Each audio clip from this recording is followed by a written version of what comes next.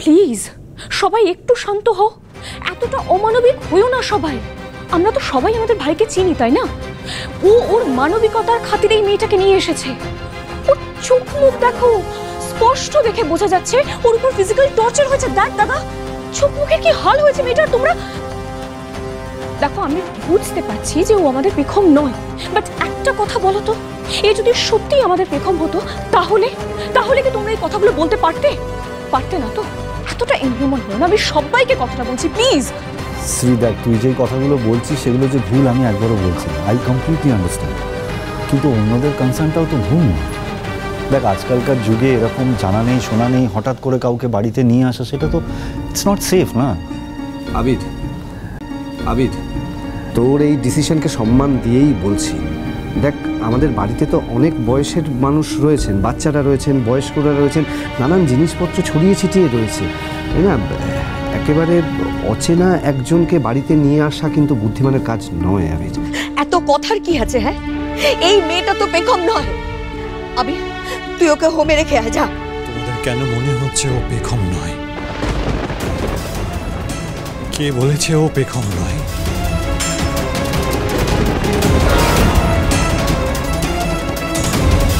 পৃথিবীর বহু জায়গায় অনেক মিরাকেল হয়ে থাকে, কোনো কিছু অবাস্তব নয়।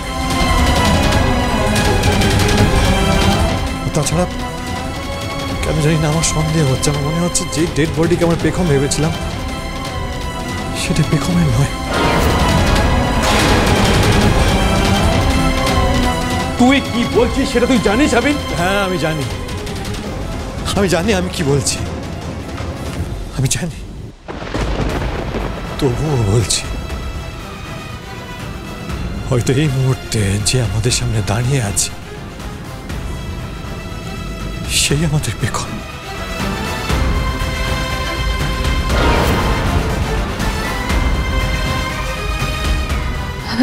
না গো বাবু, আমি তোমাদের বাড়ির পেখম নই গো।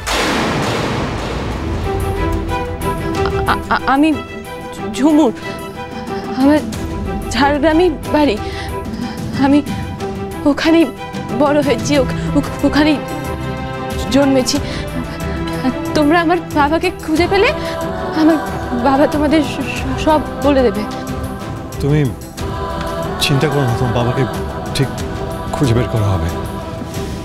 সিঞ্জিনি, ওকে নিয়ে যাও, স্নান করে ফ্রেশ হতে বল, আর তোদের জামা কাপড় থাকলে ওকে দে প্লিজ। দাঁড়া।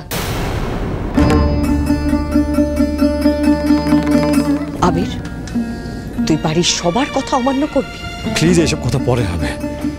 আগে সিঞ্জিনি, ওকে কিছু খেতে দে, ওর রেস্টের দরকার, ও ট্রমাটাইজড হয়ে আছে। প্লিজ ওকে নিয়ে যা। সিঞ্জিনি, তুই নিয়ে যা, ঘরে নিয়ে যা। এসো এসো।